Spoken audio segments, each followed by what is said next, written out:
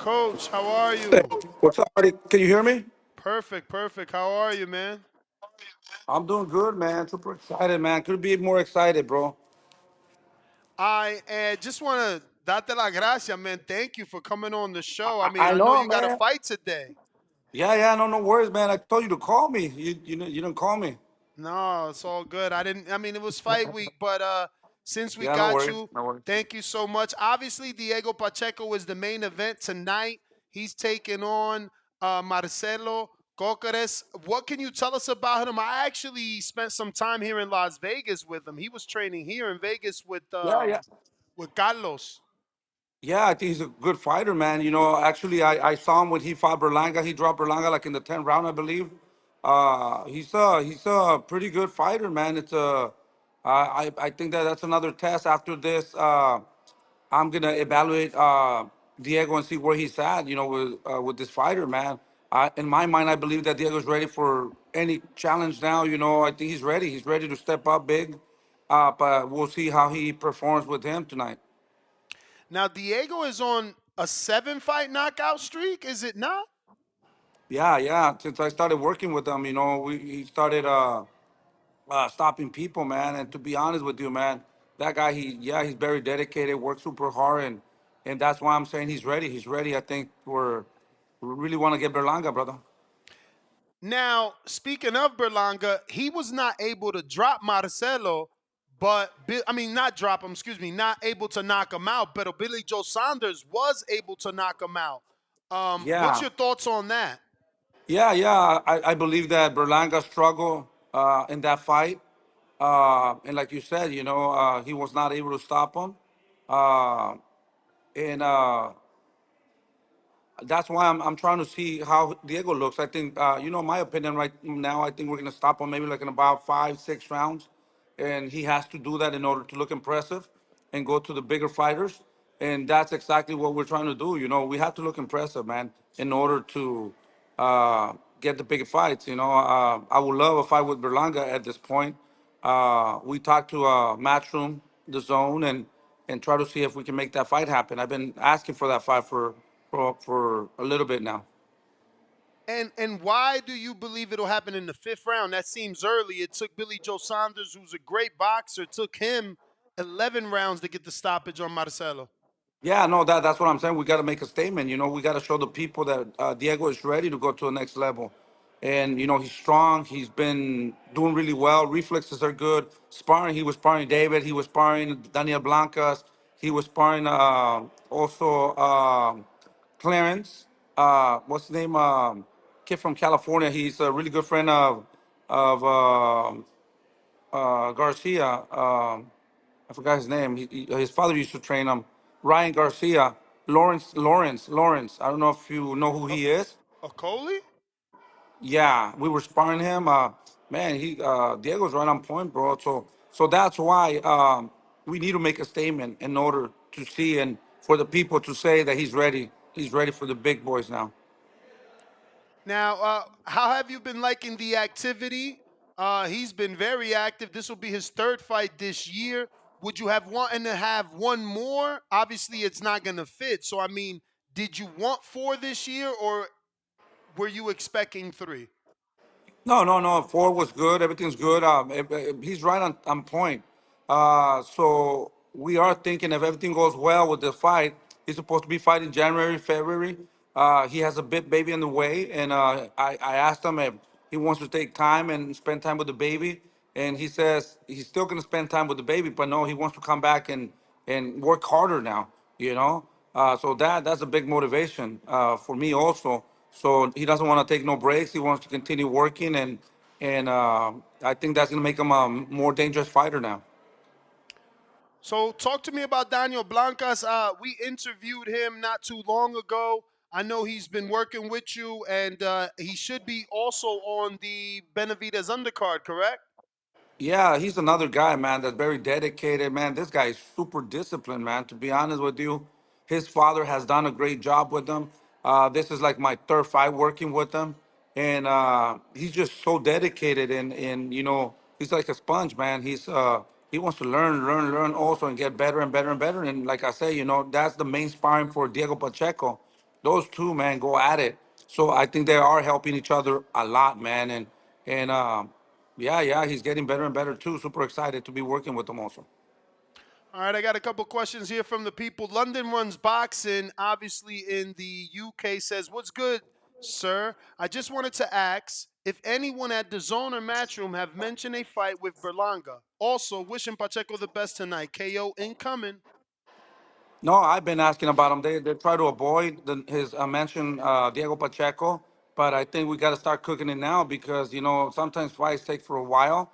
But we want him. We want him. We want him. I already talked to his to the promotion. That should be an easy fight to make. It all depends, like I said, how it goes. I really really want to fight Munguia also. So those are the two names that we're aiming at right now.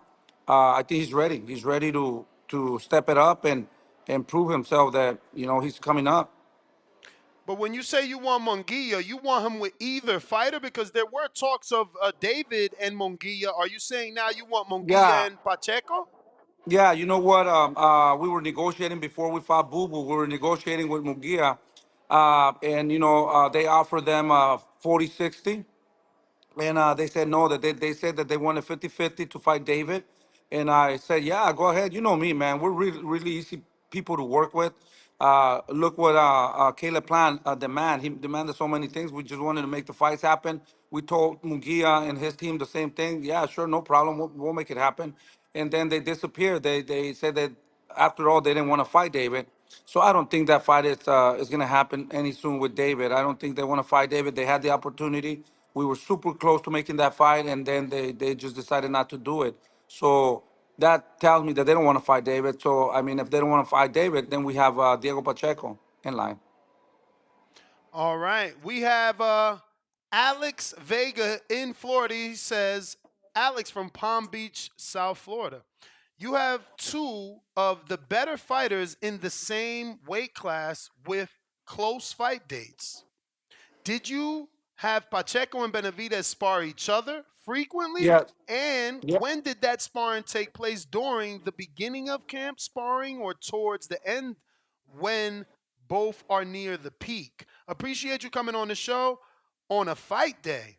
Thank you. Yeah, no, for sure. Thank you, man. No, we just stopped the sparring for both of them. They're only a week apart, so we had the camp together. We brought in really really good sparring partners. So Pacheco had the best sparring he could have. He was sparring David, Lawrence. We brought a Colombian that was an Olympian. He fought for the bronze medal. He had 400 amateur fights, and we spar him also. And then he got to spar Jose Benavidez Jr. too. So everybody was in the mix. Everybody got ready at the same time. So man, the sparring was great. Pacheco sparred Junior, David, Lawrence, Blancas. Man, that's why I'm saying he has to be on point, And he had really good sparring, man. All of them. Junior also had really good sparring. All right, let's see here. We got Against the Ropes with Dos from West Virginia. Since Canelo is not going to fight you next, are you thinking maybe Canada, Christian Mabili, since he's the number one, or back to David Morel negotiations? Yeah, to be honest with you, man, they just announced, but you know how that goes. Announced that if David wins, he'll be fighting. Now it's mandatory. Mauricio Suleiman just came with that he's in the mandatory now for Canelo Alvarez. We don't care about that fight right now. To be honest, man, Boo was a great fighter. Boo Boo was a two-time world champion, a two-time Olympian, undefeated, very awkward, really good skills. Very hungry, and he's a great fighter. That's why a lot of people avoided him.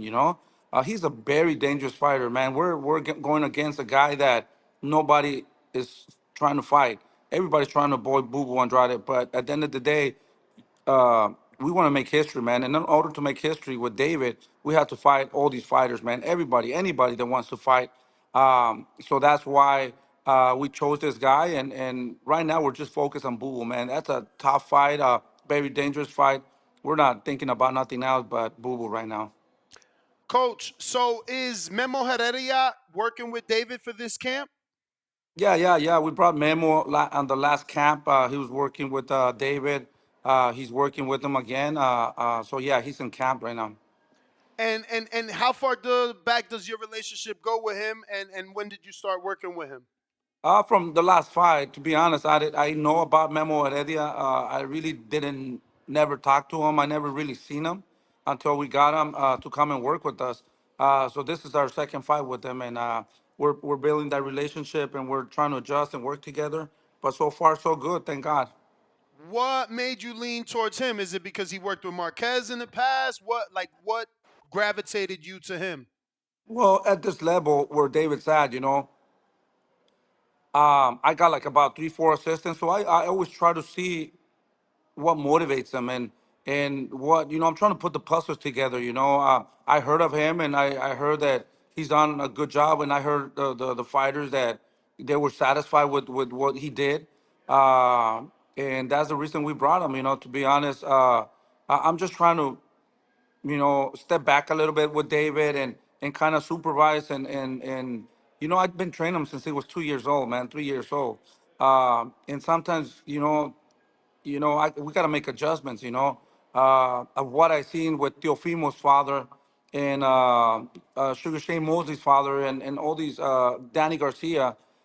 Sometimes, you kind of, they need to breathe, man. They need to have little changes. They need to think of themselves and try to do things that they want to do. So I'm trying to adjust, and I'm listening to what David's saying and Junior's saying. I'm there all the time, bro. But I'm just trying to bring new people so they could get motivated. So it's not the same thing over and over and over. It's working, but sometimes I think what I notice is that little changes and little motivations, that's a big change also. So I'm open-minded, and I'm trying to bring all these people and try to see what works and what doesn't work, and that's the reason we bring people like that, because I just want them to get better, man. I just want them to win. For sure. What are your thoughts on Victor Conti? And I quote, let me also screen share here.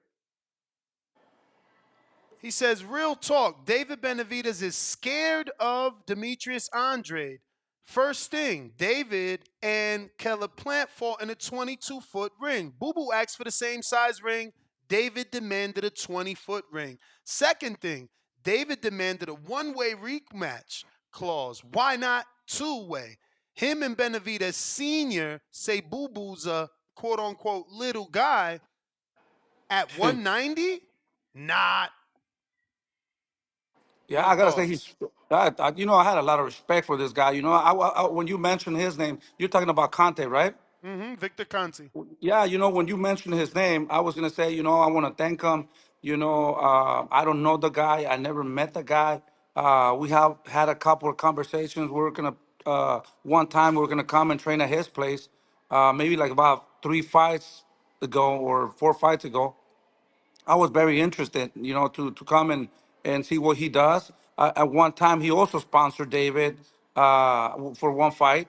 And when you say his name, I was gonna thank him, and say, thank you, really appreciate. But now, I want to say, he's stupid.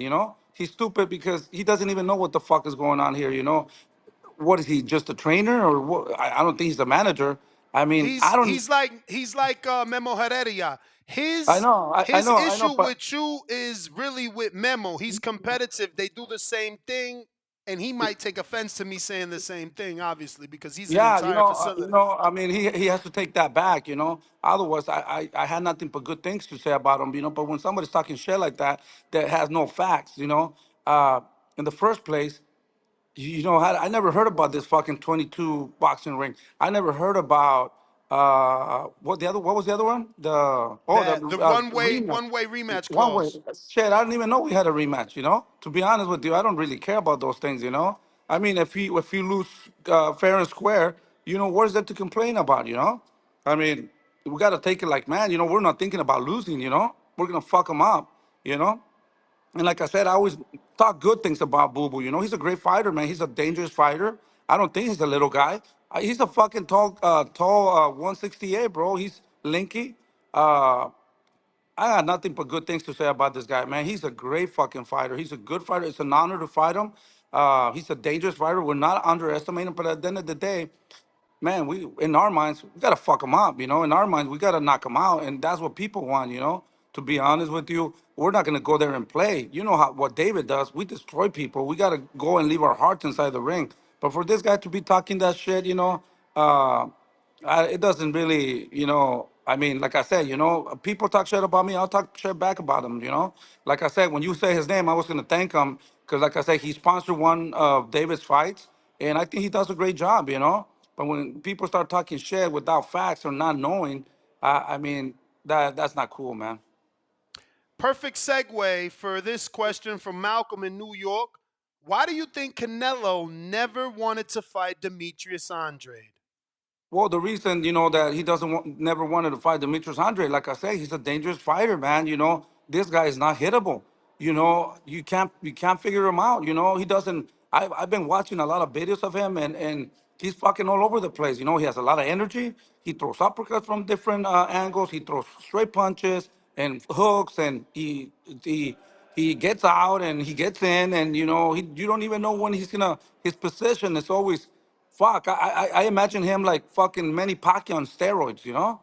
So it's very difficult to figure him out. And that's the reason that Canelo didn't want to fight him, or nobody wanted to fight him, because he's a fucking dangerous fighter. But at the end of the day, that's what we do, and we want to show the people that David's the best at 168. In order to get recognized and get our credit, we have to fight anybody, man, anybody. And until this day, we have not run from nobody, and we just want to stay busy too, man. We're not gonna fucking wait here for Canelo or nobody. We're gonna continue fighting. David's been real busy, and I want to thank Al Heyman for taking care of David. He's been active. He's been active, and that's what we want to stay. We want to stay active, and we don't care who we fight. We only have one life and one opportunity, and we're gonna take advantage of every opportunity we get our way. I got uh, Brandon in Houston. If Demetrius Andrade comes out and fights in a similar way that Shakur Stevenson fought on Thursday, do you guys have a game plan for it? If Of you course, watch that fight, who is to blame for the lack of action? Is it De Los Santos or Shakur? I did watch that fight. You can't blame nobody for this. They had an opportunity, both of them, to show their skills and to do whatever it took to win that fight. We're ready. We're ready to. If he's gonna get on his bicycle, we're ready to cut the angles, put more pressure, make him fight. I think we're gonna risk. We're gonna go in there and fucking make him throw. That's what we're gonna have to close the gaps. And if we don't close the gaps, we're going to be in trouble. But we're going to have to find a way to make him throw. Now, if he wants to come forward, that's good. And if he wants to, I think Boo Boo, we have different plans. At the end of the day, we don't know how he's gonna come. He can come and try to fight and prove that he's the best, or maybe as soon as he feels the punches, he's gonna start running. But we're gonna have to make those adjustments round by round and see what he does. Because Styles makes fights, and he doesn't even know what the fuck he's gonna do when he comes in until he feels those punches. And then he's gonna have to make adjustments. We're gonna have to make adjustments too. So whoever makes more adjustments and is more hungry and comes more prepared is gonna be the one that's gonna win. It's not an easy fight. Have you heard of a super middleweight by the name of Angel Chavez? No, no, I never heard of him. That's who is sparring Demetrius Andrade. There was rumors that he, on behalf of Victor Conti, was looking for heavyweights because he was beating all the sparring partners. So they wanted to hire a heavyweight, and they didn't find one, but they found Angel Chavez, who was a Bob Santos fighter. Do you believe that, or you think they just selling a fight, which is still a good thing either way? They can do whatever the fuck they want to do. Oh shit, he got a call. Smash that thumbs up. We got Jose Benavidez live from the locker room. You know he got a fight today on Dazn. If you haven't already hit the thumbs up, go ahead and do so. If you haven't already subscribed, why you disrespecting? We need those numbers. Right now, we at 183,608. Can we make it to 184,000 today? What's up, ladies, gentlemen? We need ya. He must be on another call. We're gonna have to just wait for him to come back.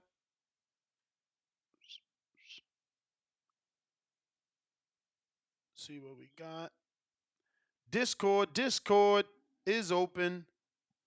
He was about to answer your question, Brandon. Twitter Spaces is available. Here we go. Hello, Yep. are you there? Yeah, yeah. Oh yeah, yeah. Going back to the question that you asked me about this heavyweight that they said that they're sparring. Hmm. You know, man, to be honest with you, everybody says that. Everybody says that they were stopping everybody in the sparring. It all depends who the fuck they bring to the sparring. Uh, we brought a guy that fights at 175, the Colombian guy that had 400 amateur fights, undefeated fighter.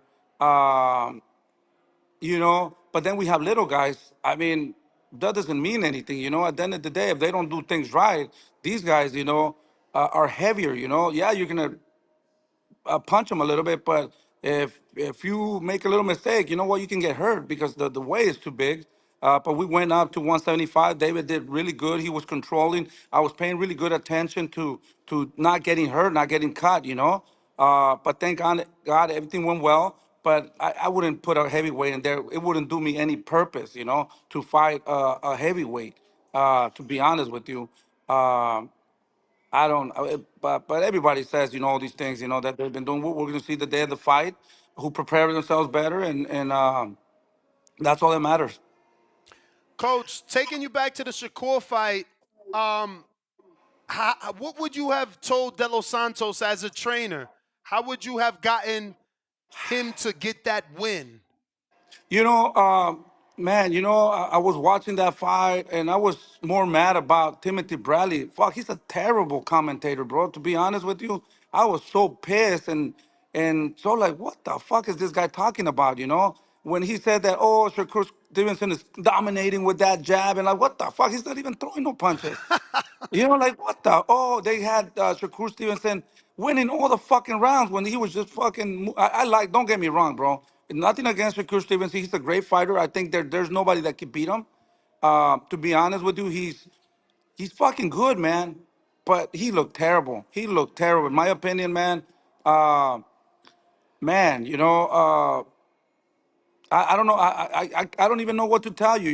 There was no action. He was just bouncing back, not countering. Like I said, the Timothy Bradley was more entertaining. Just saying the good things that he was doing. Uh, and I'm thinking to myself, what the hell is this guy talking about? But Al De Los Santos, I think he tried to do everything that he could to win and try to risk a little bit. But you can't hit a target that's moving and it's just fucking bouncing back. He tried, he really tried. Um, but it was just so difficult. I think Shakur, I mean, he still won the fight. I mean, to me, it could have been a draw, but uh, uh, I think it was just a boring fight, bro. To be honest with you, there was no action, and Shakur, maybe if Shakur would have fought a little bit, I think it would have made the fight a little bit more interesting. But it was just the whole fight. It was just boring. But as a trainer, what would you have told Medina? Excuse me. Well, if I, they were doing the right thing, in the corner, they were trying to be a little bit more aggressive, I think I would have put my hands up and fuck, okay, I'm gonna take one hit or whatever. I'm gonna make him, think that he's hitting me or something, give him a little bit of confidence so he can kind of stay there. And, because these fighters, you give them a little bit of confidence, they're like, oh, okay, he can be hit, but he just wanted to knock him out. He just scared him so much that Shakur never stopped. I would have given Shakur a little bit of confidence, like, okay, I would let Shakur hit me a little bit so I could catch him with one big shot at least. But I think he was just not willing to do that. I think if it was me, I would have probably say, hey, listen, make him think that, stay there, block, and make him come in and give him a little bit of confidence. Coach, obviously you still manage Rayo. I watched an interview and he is sparring Raymond Murataya. What's your thoughts on that? And is that good sparring for Chris Colbert? You know what, man? To be honest with you, I still manage him. I don't. He's back with his trainer, so I see everything that he does. He has all the tools in the world to be a world champion. He has it, bro. I mean, I like him as a son. I got very close to him and very attached to him. and I wish him nothing but the best. But I gotta step back and let him do his work. I would do it differently. But hey, to be honest, I don't even know who he's sparring. His coach is the one that is taking care of him. He's with them over there with Robert Garcia, and I haven't even seen a sparring or nothing like that. I want to give him his space. I don't want him to feel pressure or uncomfortable. So I'm trying. I'm still trying to figure it out. To see how I can help him and not be a distraction for him. So I don't even know. I'm thinking, should I go to the fight? Should I not go to the fight? I don't even know, bro. Send him I'm a so message confused. though, coach. Don't Yeah, don't yeah. No, not no. go without him knowing that you at least asked to go. Yeah, no, no. I try to do the best that I can, like I said, but I gotta give him a little bit of a space. We worked for so long together, and I mean, he knows. I send him messages, and I feel bad when you don't get reply back. So that's telling me something. That they don't want to be bothered. But I try, like I said, I like him like my son. When sometimes when you have your son and they're not doing what you want to do, it hurts a lot. So even if you send a text or something and you don't get a reply back, it kills you. So I don't want to go through that. But I'm trying my best. I'm not saying no. He's a great fighter. He's doing well. And I wish him the best. I'm gonna be cheering for him. And but I'm here. I'm here. For whatever he needs. I was here for him from when he started, all the way. I was here like his father, trying to do everything that he needed, and I'm still here. Nothing has changed, but in life, we got to make adjustments. And like I said, I'm very confused. I don't know what to do, but I'm trying. I'm trying, every day. But yeah, no, he has a great fight. I got him the rematch to fight Colbert right away, and that's another. It's a good fight for both of them because Colbert, whoever wins this fight is going to go to the next level. Whoever loses this fight is going all the back to the line. Um, with David, coach, what do you think is the natural next option? Obviously, excluding Canelo, and how long do you see him staying at the weight? Because he's been there from the beginning. Yeah, you know what? Like I said, I'm focused on Bubu Andrade right now. It's a tough fight. Let's see how he performs, and let's see what he does. I'm pretty sure he's gonna come victorious, no doubt about that. We're super positive about that. We train super hard. He's ready to go tomorrow. But we're thinking, we're not going to wait for nobody. There's so many options. We really want to fight B-Ball, because that will show another big test for David. He beat Canelo, he beat Sudo Ramirez. So if we beat the guy that beat the other guys, so that will put us in another position. After that, hopefully we could get a fight with Benavidez. We just want to fight the best, man. We want to fight all these dangerous fighters, man. Benavidez is a fucking monster, man. All the fights by knockout, but those are the guys that we want to face. So after this fight, see how it goes, and we'll be probably going to 175 and fight these guys, and then come back to 160. David feels very comfortable in both ways, and whatever comes. But like I said, right now, we're focused on Bubu, man. Bubu is a tough fight. It's a very dangerous fight, and we got to stay focused on Bubu right now. Coach, I don't know if you've seen, because obviously you're busy, but you're actually at a DAZN card promoted by Matchroom. But the executive of DAZN, Joe McCroskey, came out in an article and said that, and I quote, that will be an obvious growth opportunity for DAZN boxing, end quote. And he means if PBC were to go to DAZN. Now we know that Deontay Wilder is going to be fighting on a DAZN pay-per-view, but we don't know the rest of the PBC stable. Uh, what can you tell us? You've got fighters on DAZN? Does it matter to you? Yeah, to be honest, man, it doesn't really matter to me. My job is to get these fighters ready and keep advancing. Like I said, I'm super thankful to Al Heyman with the work that he's done with David. And he's the boss. Whatever he says we do, we'll follow him, with our eyes closed. We really trust Al, and we believe on what he does. And whatever, man. To be honest, it makes no difference for me. David, right now, I believe that he's in a good stage that we shouldn't be worried about. But with all these networks, now Showtime closing, it gets a little scary. But you know what? It's gonna get well. Now I think they're talking to Amazon Prime and Netflix. Maybe something's gonna come out for next year. So. Um, I don't really worry about that to be, but it would be great, if we all could fight together, and make the fights easier, To be honest with you, the fights would happen more quicker with For all sure. everybody else. Now, what's your thoughts on the back and forth between David Morel and Dimitri Bivol? Bivol and his manager came out and said that they offered Morel an opportunity. Morel is saying that they never received anything about that.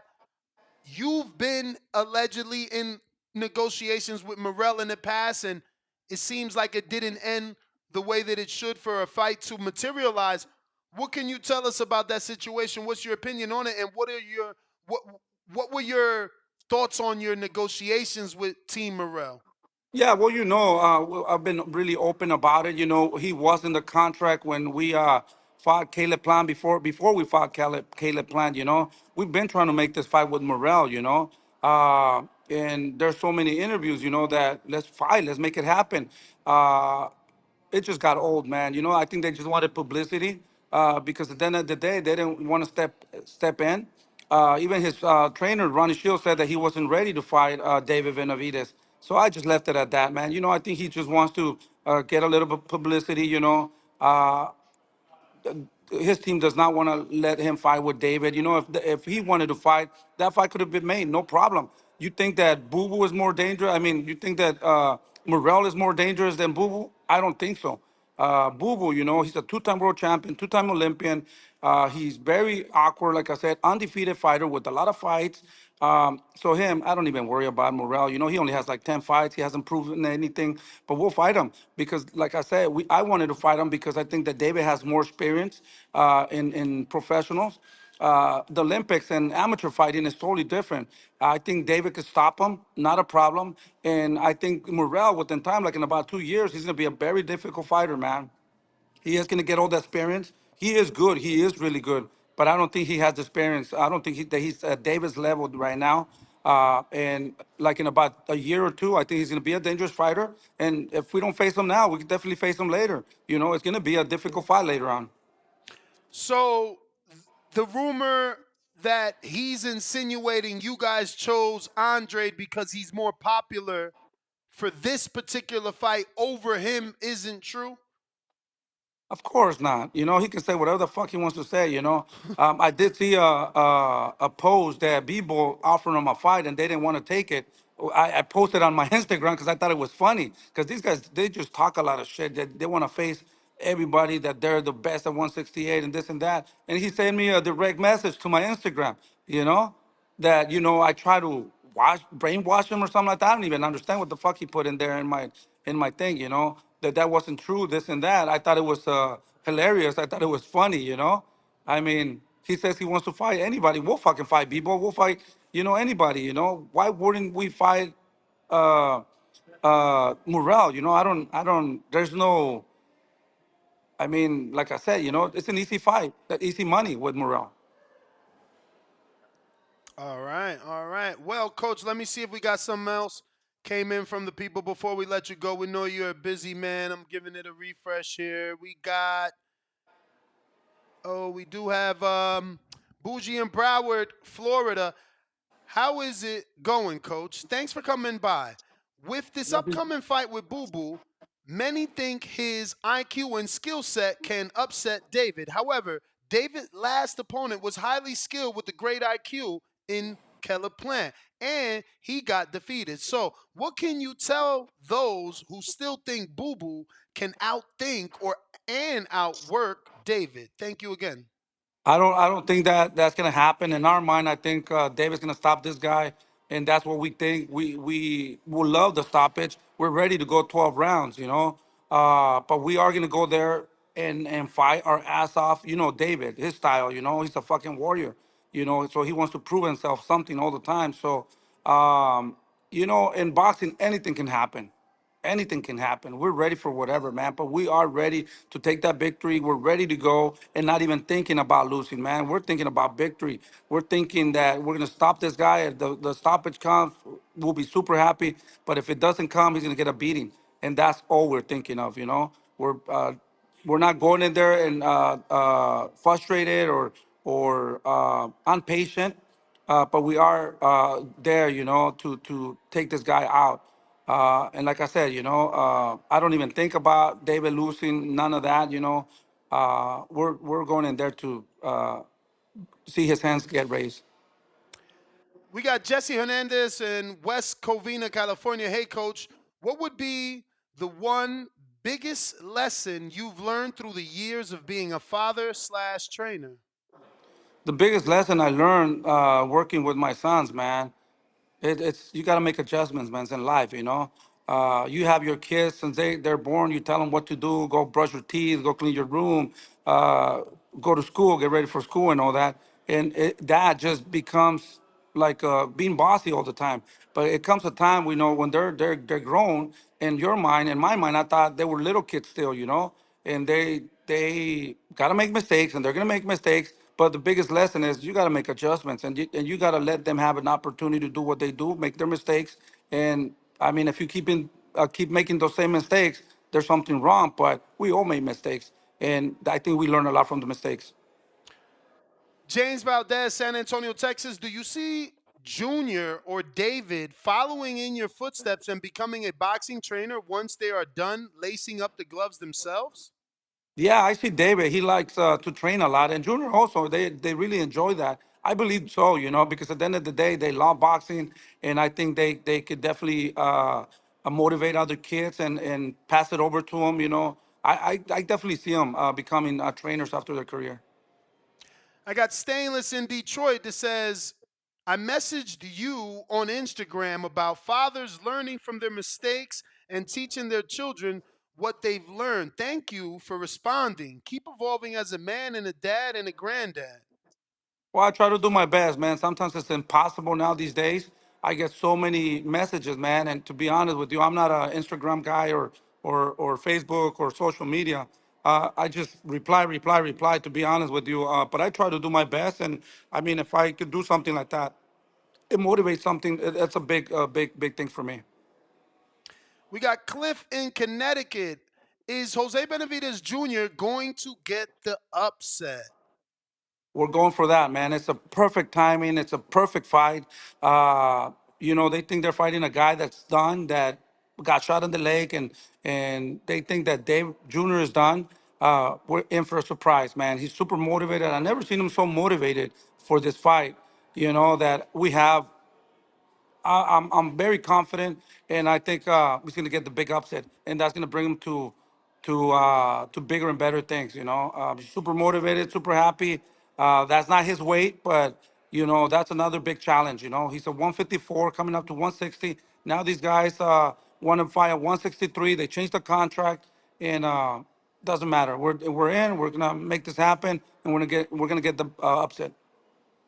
Now, how does he fare up better with Charlo, who's bigger and stronger than Danny Garcia, who gave him trouble? Yeah. Like I said, David Jr. has come back, and we didn't really have a good camp. You know, he wasn't really motivated. You know, I was pushing him more than he was pushing himself. But now with the two daughters that he has and the opportunity, he just woke up. You know, and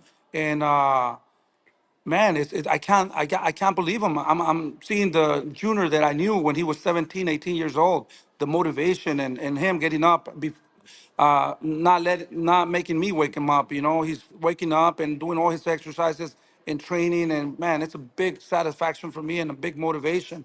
So man, I'm super happy and super excited. And I'm super excited for this opportunity. Now, Coach, I've been trying to get this fact check while I had you on, but I'm told that Demetrius Andrade has knocked down 9 or 10 of his last 11 or 12 opponents. Did you fact check that? Because he has been getting knockdowns, but he doesn't get knockouts. And those knockdowns, they Yeah, but usually come early. Do they posted how many times he got hurt? Why don't they post that also? You know, I don't give a fuck whoever he stopped. Who the fuck has he fought? What's his name? The fighter that he fought, the last fighter, and Jason Quintley. You know, come Hmm. on, bro. You know, come on. You know, I know who these guys are. You know, I mean, if you're gonna count that, you know, go ahead. Keep thinking that. You know, never faced the Mexican monster. So I mean, no disrespect to all these fighters, but these fighters were done a while ago. Just to double back, because I don't think you answered the Christian Mabili question. Have you seen him? He's trained by Mark Ramsey. He's from Canada. No, I have not. If you can send me his link or something. I seen a guy there. I seen two. I watch everything, you know. So I seen two sparring partners there. But I mean, if they're not known, they're not known. They have a lot to prove. It doesn't matter who he's sparring. To be honest with you, I mean, it's they're. I haven't. If you send me the link, I will definitely watch them and see who they are. But they haven't proven anything, so No, we no, can't no. go He's off of not a that. sparring partner. He's the number one in the division, Christian Mabili. He's a fighter from Canada. Yeah, that's what I'm saying. You know, all these guys from overseas or whatever. I mean, if they haven't fought in America, you know, I don't. They haven't proven anything. But like I said, let me check them out. I would like send me a link. You know, I would definitely like to check him out. I would like to see who he is. I don't know who he is. You know, and he could be the next big thing. You know, who knows? But at this point, I don't even know who he is. Coach, thanks for coming on. I'll send it to your Instagram Thank you. inbox. Thank you. Really Thank you. appreciate it. Have a good No, day. Thank you. you too. What up, YouTube family? Don't forget to hit that like button. Subscribe to the YouTube channel. Help us get to that 1,000,000 subscribers. We're on the road to 1,000,000. And obviously, we have other great content on our Patreon channel. So since this video is over, head on over to our Patreon and check out all the exclusive content or right here on our YouTube members.